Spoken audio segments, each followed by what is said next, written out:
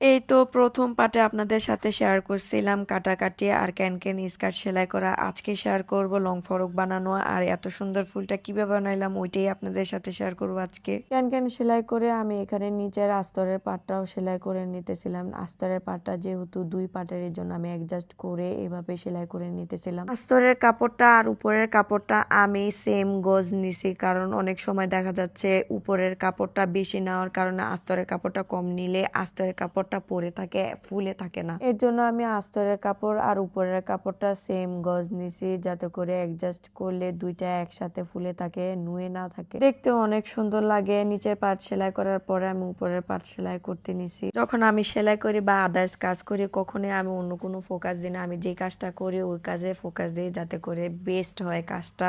এই জন্য আমি মনোযোগ সহকারে করতেছিলাম যাতে করে জামাটা সুন্দর হয়, আরিয়ানা দেখে পছন্দ করে অ্যাটলিস্ট। আর এই কাপড়টা সেলাই করতে গিয়ে আমি অনেক বেশি আরাম পাইছি। টিস্যু কাপড়ের মতন এদিক সেদিক দিয়ে পরে যায় না, এই কাপড়টা যেভাবেই রাখি ওইভাবেই থাকে। এই কাপড়টা যেমন দেখতে সুন্দর আর সেলাই করতে অনেক বেশি ভালো লাগছে। এই তো এখানে নিচের পার্ট সেলাই করা শেষ করে আস্তরের কাপড়টা একসাথে জয়েন করে দিলাম, তারপরে ছোট ছোট করে কুচি করে দিলাম। নিচের পার্ট সেলাই শেষ করে উপরের পার্টে আমি আগে ফলসের কাপড়টা লাগিয়ে নিতেছিলাম। আর আমার উপরের পার্ট সেলাই করতে বেশি সময় লাগে না, আমি আধা ঘন্টার মধ্যে উপরের পার্টটা সেলাই করতে পারি। উপরের পার্টটাতে তো একই কাজ থাকে এর জন্য কম সময় লাগে, আর নিচের পার্টটা তো এক এক ডিজাইনের থাকে এর জন্য নিচের পার্টটা সেলাই করতে একটু বেশি সময় লাগে আর কষ্ট হয়। আমার কাজগুলো দেখে আপনারা যখন ভালো ভালো কমেন্ট করেন বা আমাকে সাপোর্ট করেন, ভালোবাসেন, তখন আমার কষ্ট কষ্ট মনে হয় না, আমি অনেক বেশি উৎসাহ পাই। তখন মনে হয় আপনাদের সাথে আরো ভালো ভালো কাজ শেয়ার করি।